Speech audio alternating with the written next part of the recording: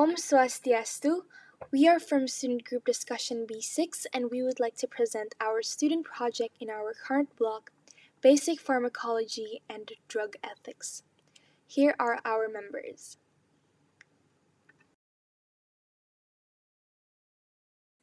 The case we are going to discuss is as shown in the slide. Miss Katut, 36 years old, comes to your clinic with fever and cough. Initially, the cough did not produce phlegm, and after 2 days, it began to produce yellow phlegm. The results of the physical examination showed decreased breath sounds, and there were coarse wet crackles that were not fixed with wheezing.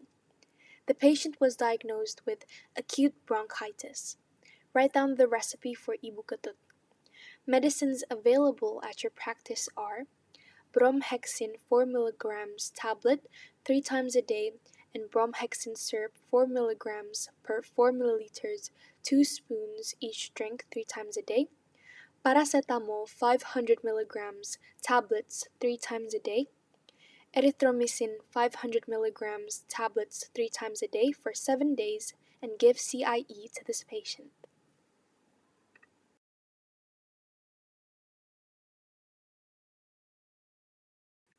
First is the problem.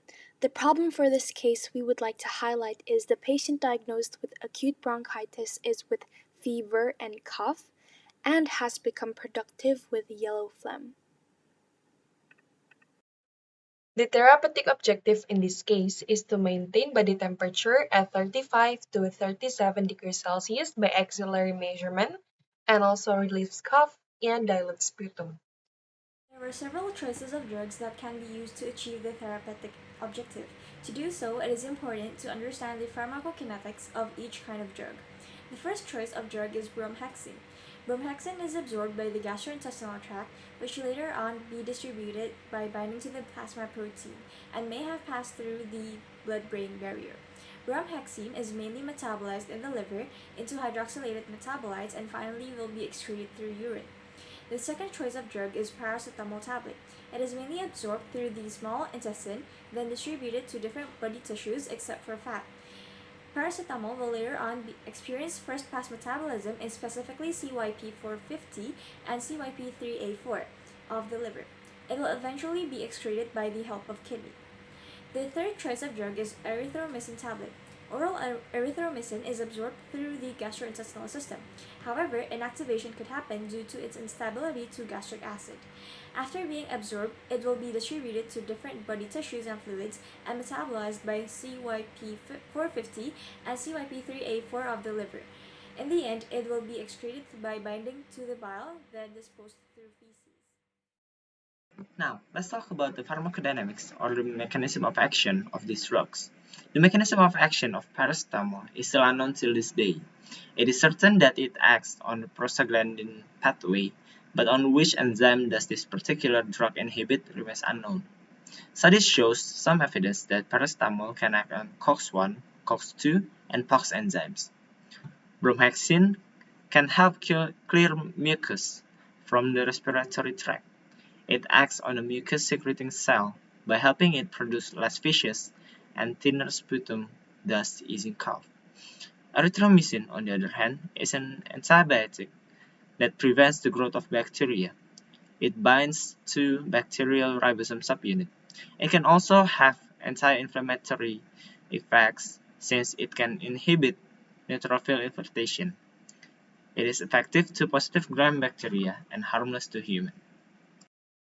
So now we're going to talk about the drug interaction. Firstly, we're going to talk about paracetamol. So overdosing of paracetamol could cause drug-induced liver injury. So paracetamol is actually generally safe from drug interaction, but we need to pay attention in some things. Like, first of all, it's contraindicated for people that has severe hepatic impairment, and then you need to pay attention with people that has G6PD deficiency, chronic alcoholism, malnutrition. We need to pay attention with people. If you're going to give them intravenously, we need to pay attention if the people has hypovolemia or dehydration. And lastly, we need to pay attention to when giving it to people with renal and hepatic impairment. Next, we're going to talk about bromhexin. So overdosing of bromhexin could cause nausea, vomiting, or headaches. So bromhexin actually interacts with erythromycin because it increases the erythromycin's sputum concentration. It promotes the diffusion into the lung tissue. So the special precautions in using this medicine or bromhexin is, firstly, you need to pay attention to giving them for people which have gastric ulceration, severe renal impairment, and severe hepatic impairment. So lastly, we're going to talk about erythromycin. So the usage of macrolides like, for example, erythromycin could actually cause rhabdomyolysis. So here are some special precautions in using erythromycin. Firstly, it is contraindicated for patients that have uncorrected hypokalemia, clinically significant bradycardia, prolonged QT interval, and it is contraindicated for concomitant usage with astamizole and terfenadine, that both of them are antihistamine. It is also not recommended to give along with class 1A or class 3 antiarrhythmic agents. It is also very, very not recommended in giving them with statins like simvastatin and lovastatin. So we also need to pay attention when giving erythromycin to people with hepatic impairment, and we need to pay attention when giving erythromycin to people that is currently pregnant or in their lactation period. So the summary of all this is that paracetamol usage is generally safe with concomitant use of bromhexin and erythromycin. Now, as for the price, a strip of 500 milligrams paracetamol tablets is 3,704 Indonesian rupiah. There are 10 tablets in a strip of paracetamol, accounting for 370.4 Indonesian rupiah per tablet. One box of bromhexin's 8 milligrams tablet is 13,400 Indonesian rupiah. With 100 tablets per box, the final cost is down to 134 Indonesian rupiah per tablet. Bromhexin syrup by the brand of Mucohexin is sold at 27,950 Indonesian rupiah per 120 milliliter bottle, while a tablet of 500 milligrams of erythromycin will cost 2,204 Indonesian rupiah. The 250 milligram version will cost a lower price of 1,361 Indonesian rupiah. Now we are moving to the drug of choice. According to the efficacy, safety, suitability, and cost that have been stated above, we chose to prescribe bromhexin 8mg tablet, 1 tablet 3 times a day after meal as necessary for the causative drug or remedium cardinale, along with paracetamol 500mg tablet, 1 tablet 3 times a day after meal as necessary for the additional treatment or remedium adjuvant. We chose bromhexin tablet because the patient did not have any request to be prescribed syrups. We did not use erythromycin for this case because, according to several studies, acute bronchitis doesn't necessarily need antibiotics for its treatment. There is no evidence of a significant clinical benefit, and there is a risk of side effects of antibiotics. And also, yellow sputum, as mentioned in the case, does not always indicate bacterial infection and the need for antibiotics. Here is the prescription for the patient. The first part of the prescription is the doctor's identity, then followed by place and date. The next structure is the prescriptio, starting with R, that means take, then followed by the body of R, which is inscription. In this case, the first remedium cardinale drug is bromhexin. So take the bromhexin, 8mg tablet, as many as 10 tablets. After the inscription, there is a signatura which describes the direction to consume the drug. The drug is consumed 3 times a day, 1 tablet at a time. Consume it after meal, and PRN means consume if needed. Then it followed by the doctor's signature. Then the next drug is the remedium adjuvant drug, which is paracetamol. It starts with the prescription, R, that means take, and then it's followed by the body of R, which is inscription. So take the paracetamol 500mg tablet, as many as 10 tablets.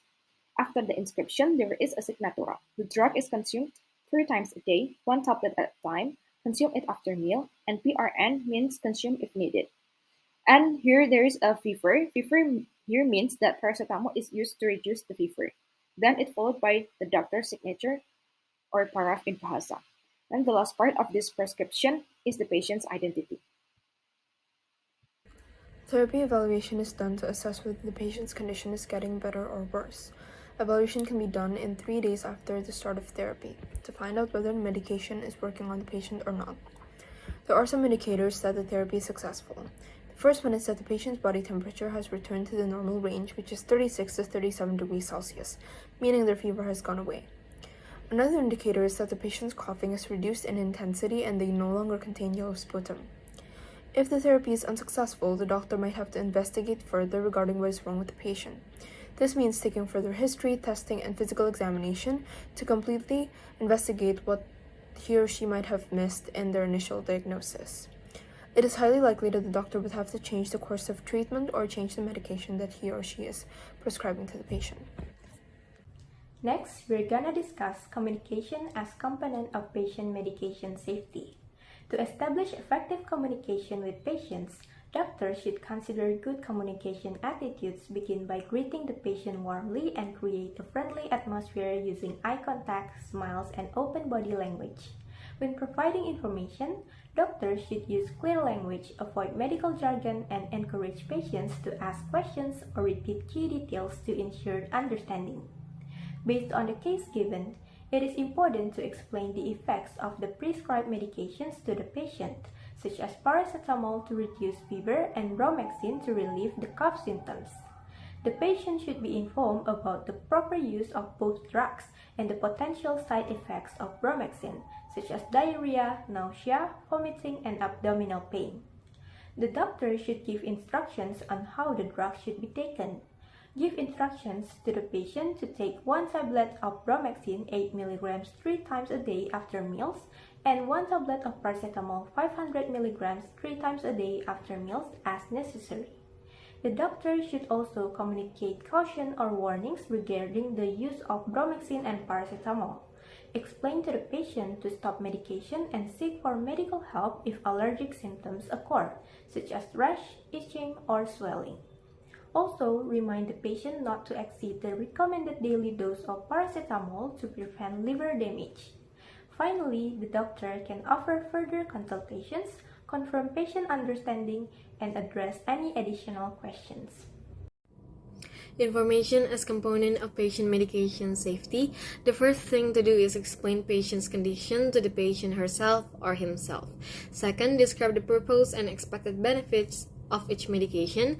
Next, explain the possible side effects or adverse reaction of each medication and when to seek medical attention if they occur. After that, advise the patient to avoid self-medication or taking additional over-the-counter medications without consulting a healthcare professional. Last, don't forget to ask the patient to review all the information that has been given to him or her. Next, I'm going to explain on how the doctor could educate the patient. They could educate them by explaining on how to maintain a healthy lifestyle and diet, by giving suggestions such as drinking more fluid to loosen the phlegm, having a balanced diet, then keeping the area moist by using, for example, a humidifier, and avoid cold places such as the mall. They could drink a lot of water and avoid dairy products because it could thicken the phlegm. Then stay away from polluted air such as cigarette smoke. And lastly, rest well and do not overwork. And the doctor should always ensure that the patient understands them and entertain any questions if they do. That's all from SGDB6. Om Santi, Santi, Santi, Om. Thank you.